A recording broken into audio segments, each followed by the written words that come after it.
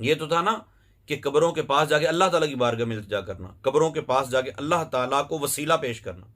इससे हटकर डायरेक्ट नबी पाक सल्लल्लाहु अलैहि वसल्लम की बारगाह में इस्तिगासा करना या साहिब कब्र से इस्तिगासा करना, ये भी बिल्कुल जायज़ और दुरुस्त है। और ये भी मेरी अपनी कहानी नहीं है, ये कहानी है इमाम ज़ाहबी रहमतुल्लाह तआला अलैह की। इमाम ज़ाहबी, जिनको इमाम माना जाता है इस हवाले से अस्मा और रिजाल में, बल्कि शेख जुबैर साहब के साथ तो अहले हदीस खुद लिखते थे जी, ज़ाहबी दौरा, इस दौर के ज़ाहबी हैं। तो ज़ाहबी खुद जो है वो अस्मा और रिजाल के ऊपर गिरफ्त रखने वाले हैं। ये जो नबी सल्लल्लाहु अलैहि वसल्लम की के वसीले से आदम अलैहिस्सलाम की तौबा कबूल होने का वाक़या है, ये अल मुस्तदरक लिल हाकिम में मौजूद है। अगरचे इमाम हाकिम ने इसकी तस्हीह भी की है कि ये हदीस सही है, लेकिन इमाम ज़ाहबी जिन्होंने उसके ऊपर बाद में तहकीम की, उनका मौक़िफ़ यह है कि इसमें एक कज़ाब रावी है और इमाम ज़ाहबी की बात ही ज़्यादा मजबूत है कि रवायत कमज़ोर है। तो मैंने सोचा कि इमाम ज़ाहबी रहमतुल्लाह तआला अलैह के हवाले से, आपकी किताब के हवाले से क्लिप्स बनने चाहिए। तो फौत शुदगान के हवाले से कुछ बातें रह गई थी, वो मैं अर्ज़ करने लगा हूँ। उनमें यह था कि फौत शुदगान का वसीला देना, अल्लाह ताला की बारगाह में इल्तिजा करना, मौला करीम इनके वसीले से हमारी फ़लाँ हाजत पूरी कर दे।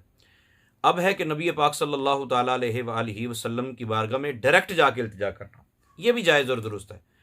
इसके हवाले से सियर आलाम नुबला के अंदर वो रिवायत नकल की गई है, नबी पाक सल्लल्लाहु तआला अलैहि वसल्लम की बारगाह में हज़रत बिलाल बिन हारिस मुज़नी रदी अल्लाह तआला अन्हु हाज़िर खिदमत हुए। ये बात अल मुसन्नफ़ इमाम इब्न अबी शैबा की, उसके अंदर भी मौजूद है, अल बिदाया व निहाया के अंदर भी मौजूद है। उन्होंने हाज़िर होकर अर्ज़ की, या रसूलल्लाह सल्लल्लाहु अलैहि वसल्लम इस्तस्क़िल्लाह लि उम्मतिक, सरकार की कब्र पर जाके कहा, या रसूलल्लाह हमें पानी चाहिए, आपकी उम्मत हलाक होती जा रही है, आप अपनी उम्मत के लिए पानी मांग लीजिए। तो रसूल पाक सल्लल्लाहु अलैहि वसल्लम को डायरेक्ट खिताब किया।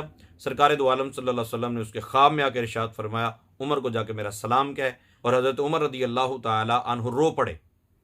हज़रत उमर रदी अल्लाह तआला अन्हु ने यह नहीं कहा कि ऐसा हो नहीं सकता, ये दुरुस्त नहीं है, जब मैं हज़रत अब्बास का वसीला देता हूँ, बुखारी शरीफ के अंदर रिवायत मौजूद है, मैंने रसूलुल्लाह सल्लल्लाहु अलैहि वसल्लम का वसीला नहीं दिया, तो तुमने सरकार दो आलम सल्लल्लाहु अलैहि वसल्लम को क्यों जाके कहा। हज़रत उमर रदी अल्लाह तआला अन्हु का मान लेना ये इस बात का सबूत है कि हज़रत उमर के नज़दीक भी फौत शुदगान का वसीला, अल्लाह ताला के प्यारों का वसीला, अल्लाह ताला के प्यारों की बारगाह में जाके डायरेक्ट इल्तिजा करना, ये बिल्कुल जायज़ और दुरुस्त है, मना नहीं है।